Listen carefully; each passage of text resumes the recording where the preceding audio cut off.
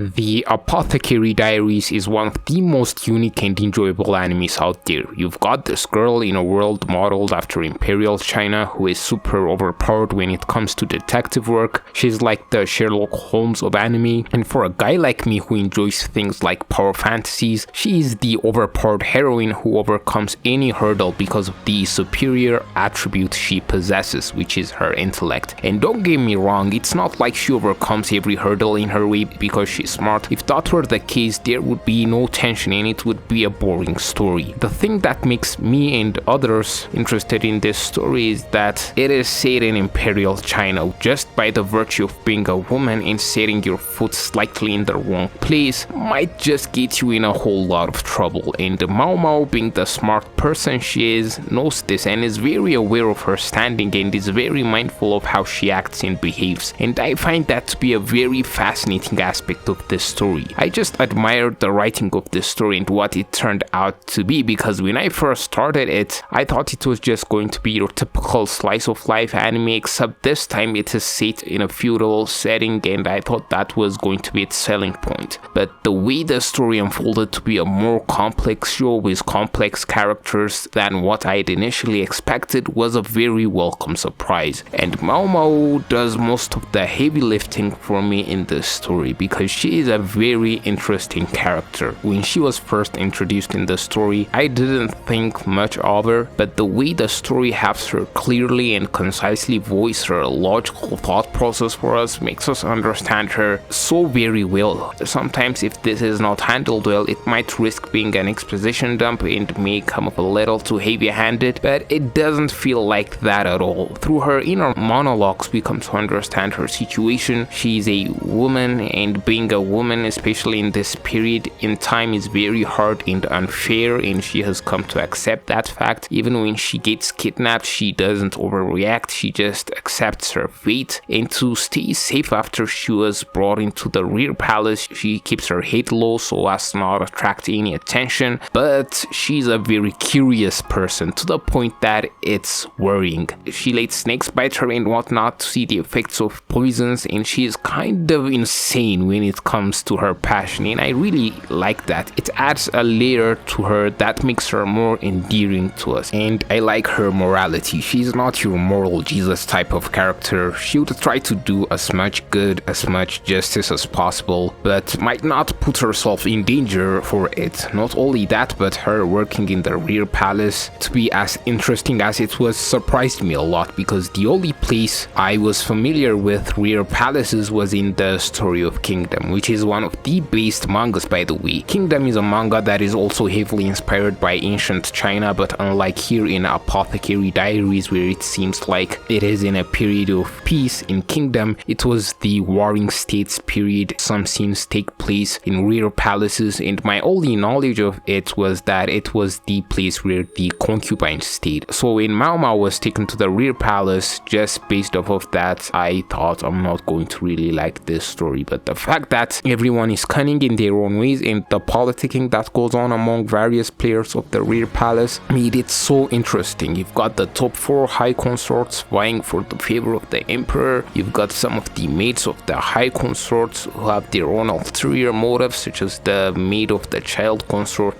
Lishu. You've got themes that explores how being a concubine strips you of your free will and restricts you from the actual person you love, which was explored through the dancing ghost lady. The amalgamation of all this just makes the Apothecary Diaries a really special show. Another thing I really enjoy about the Apothecary Diaries is Maomao's and Jinshi's dynamic. When he first gets introduced as this pretty boy whom every girl falls in love with, at first sight Maomao was unfazed by him. It separated her from your typical anime woman. Not only that, but Maomao is different than your average female protagonist because she is actually competent. She is smart, knows medicine, and that's what drives the plot. She's just not some pretty girl whose good looks are the selling points like some anime. In short, Maomao is a multifaceted character with depth, whose morbid curiosity for poisons coupled with her traumatic past she has as a child due to her crazed mom and her sense of justice, also coupled with her underlying kindness, makes this show a really amazing show to follow. But that is is not the only thing to love about this story. It is very fun to watch her connecting the dots and solve the cases that is presented to her, in the way how those cases being solved might affect the characters in this world, such as the case of one of the Emperor's high consorts, Ado, and how her handmaid Feng Ming was responsible for the death of her child and was hiding that fact, but the way Maomao solved it in a tactful way that doesn't ruin her relationship with the princess but will be used as a scapegoat for another crime at the cost of her life was very sad, and it gives you glimpses to what type of a character Maomao is: a pragmatic, cold, ruthless person, but at the same time with an underlying kindness within. But it was kind of wild that she was so composed when basically she was sending Feng Ming to her death and she was actually executed. That was kind of wild. Another favorite instances of her solving a case that I really enjoyed was when she was given the task of looking after one of the Emperor's high consorts, Liwa, and I really liked that arc because the way it slowly gets revealed that her caretakers are not looking after her in the way they should, like them feeding her heavy meals while her being sickly and not even able to get out of bed and all. And when I was watching this arc and I saw Maomao tolerating the disrespectful way those servant girls were treating her, I thought this was just Maomao knowing her place and staying out of trouble like usual. But Maomao also has her limits. When Maomao was finally allowed to check Liwa due to Jinshi convincing the servant girls and found out the white powder that was deemed poison and was instructed to be thrown away was still being used on her and she slapped the lady, my jaw